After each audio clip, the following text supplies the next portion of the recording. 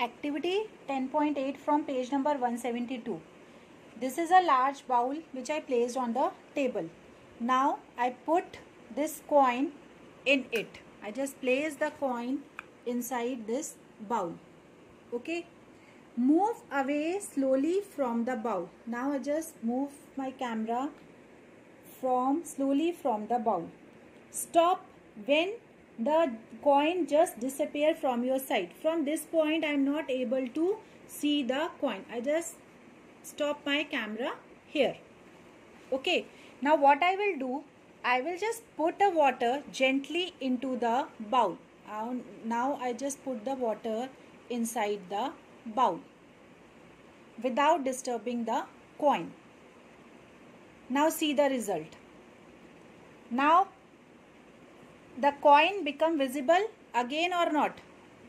Yes, the coin is visible. See the coin inside the water.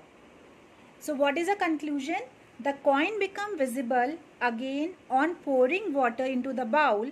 The coin appears slightly raised above its actual position due to the refraction of light. So the phenomena behind this activity is due to the refraction of light, you are able to see the coin from the actual position. It is little above from their height. Refraction of light activity 10.10. What is refraction of light? The change in direction of light when it passes from one medium to another medium. It is called refraction of light. Okay, or we can say the bending of light when it goes from one medium to the another medium. This is known as a refraction of light. For example, this is a glass slab. Okay, and I kept this pen behind the glass slab. Easily you can see the bending of light from air to glass. It will bend. See the difference at these edges. Here this is a point, and you can see the image which is bent inside the glass slab. Why is it so? Because the speed of light change from one medium to the another medium. Now the question is why it will change. So what is the cause of refraction? When the speed of why a change in speed of light cause refraction of light? The refraction of light is due to change in speed of light on going from one medium to the another medium. Greater the difference in the speed of light in two media, greater will be the amount of the refraction of light. And light waves travel faster in air but slower in glass. The speed of light can change from one medium to the another medium. A medium in which speed of light is more is known as rarer medium. A medium in which speed of light is less is known as a denser medium. When a ray of light goes from rarer medium to denser medium, it bends towards the normal. This is very important point. And when a ray of light goes from denser medium to the rarer medium, it bends away from the normal. Now we have to perform the activity, how it will bend away from the normal or towards the normal from this glass slab. What I have to do, I am taking this glass slab and mark the position out. I can mark the outline of this glass slab. Now let us perform the activity from page number 10.9. In this activity, draw a thick straight line in ink over a sheet of white paper. What I have done, first I will take this glass slab and mark the outside position of this glass slab, and afterwards I draw the thick line normal, and with some angle I draw one more thick line on this glass slab, right? Place a glass slab over the line in such a way that one of its edge make an angle with the line. So now what I will do, I will just place this glass slab over this outline, right? Easily you can see the difference. See this one, this is the line. If we just place the camera on other side, you can easily see the difference of ray of light which is bending. See, this is the ray of light which is straight line, and then you just see the which is bent and it is above the glass slab. Okay, so do the line under the glass slab appear to be bent at the edges? Yes, see, it is bent at the edges. See this one, this is a ray of light and it is bent at the edge. See the bending of the light. Okay, and from this side also you can see easily the bending of light. See, the ray of light is coming from this side, and this it will not move in a straight line, it just bent at the edge. Easily visible in this activity. Now place the glass slab such that normal to the line. What do you observe? Does the part of the line under the glass slab appear bent? Yes. If we can see from this side, easily you are able to see the image. This line is above this edge. Okay, so why this is above the edge? What is the phenomena behind this? Why does this happen? This happened due to the vertical shift. Okay, and under the glass slab it appeared bent. So phenomena, why it bent above the glass slab, why it appeared to be raised? Because of the vertical shift. Easily you can see. Again I will show you that this is the line which I have drawn. This is a normal, and this one thick line I have drawn on this glass in this sheet of a paper. Then afterwards what I will do, I just place this glass slab over the line. See the difference. See, this is a straight line and it is not meet directly in this position, but it bent.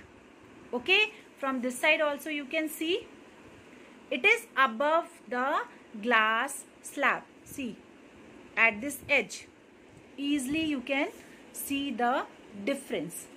Okay, see this one, this is the line, this is the line, and this is the why the image is above appear to be raised.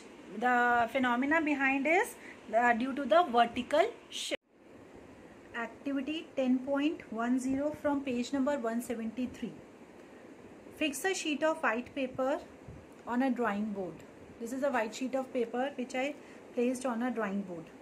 Place a rectangular glass slab over a sheet of paper. Already I have drawn the outline of this glass slab and I just placed it over the outline.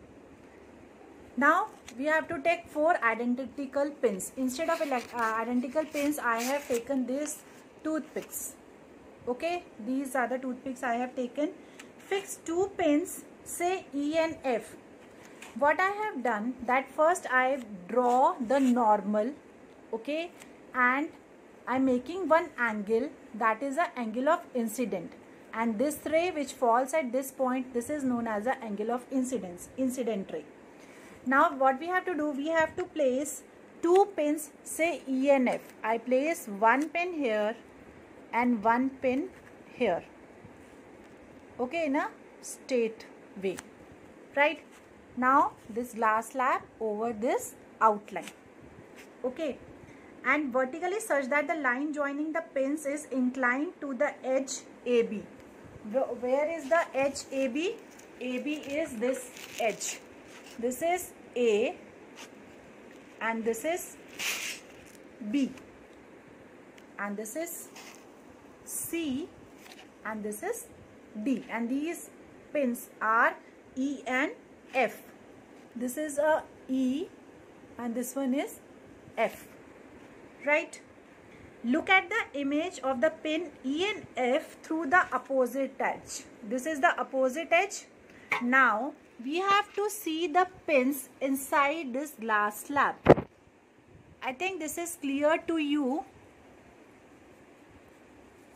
that you are able to see the image, see both the pins at a one point.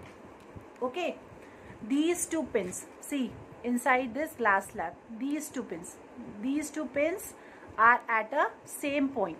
So what we have to do, we have to fix two more pins so that EF point should meet with these 2 points also. Now what I have to do, we have to see inside this glass slab and then we have to fix the point, or I am taking this pin so that all the pins,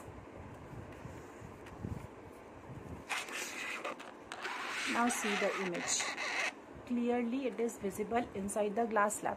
Now we have to put one more pin so that all 3 should lie in a same plane, right? So now one more pin we have to place so that all 4 lie in a same plane, little bit in this direction. So you are able to see all are placed in a straight line. Now I am getting these 2 points. This is 1 point, right?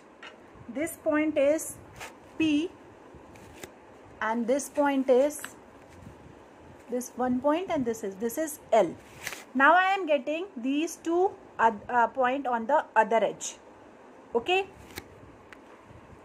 now join these line and then we will see the difference. There is a lateral shift in the line. Okay, there is a, why the line is above the image, there is a lateral shift. So now I just remove all the things. This one I will remove, and then these 2 pins I will remove. Now I am getting these 2 points, these 2. So with the help of a scale, easily we can draw the line. Okay, now I will draw the line with these 2 points, L and P I will join.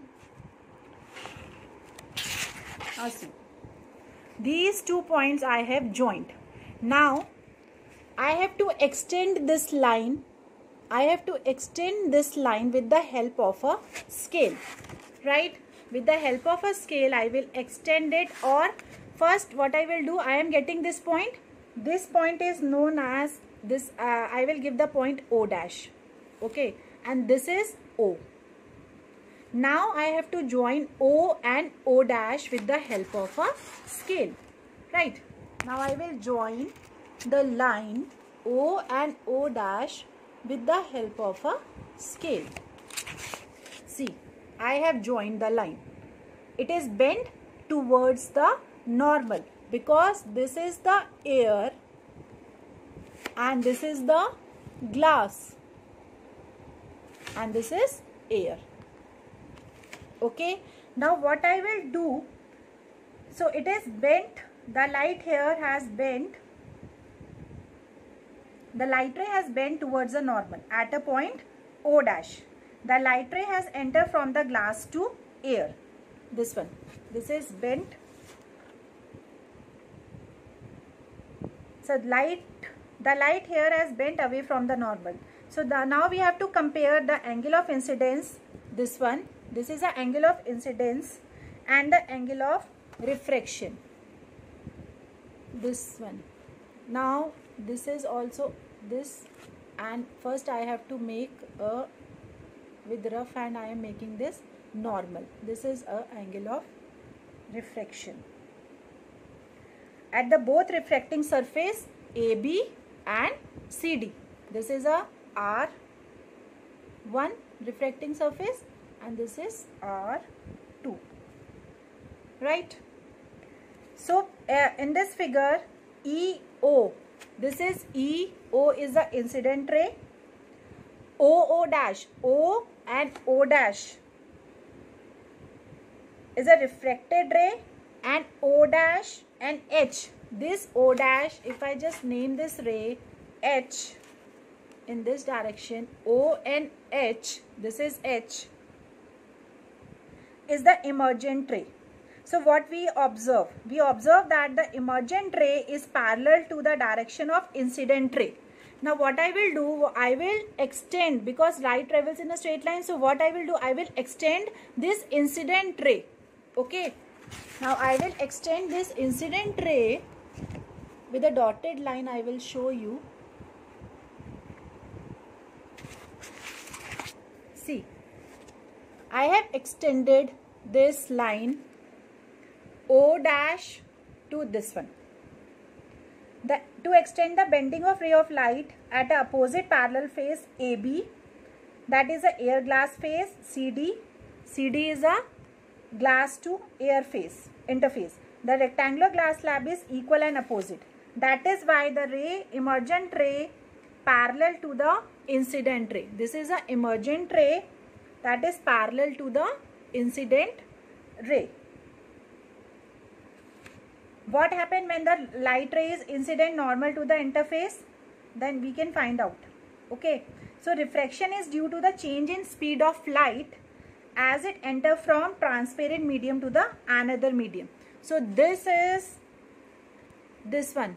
This is the lateral displacement. What is this? This is lateral displacement. So this is an experiment, reflection of light through a glass slab. So what the incident ray, refracted ray and normal, all normal to the interface of two transparent medium at a point of incident, all lies in the same plane. Incident ray, this one, all lie in the same plane. Okay. And the second, what is the second law of refraction?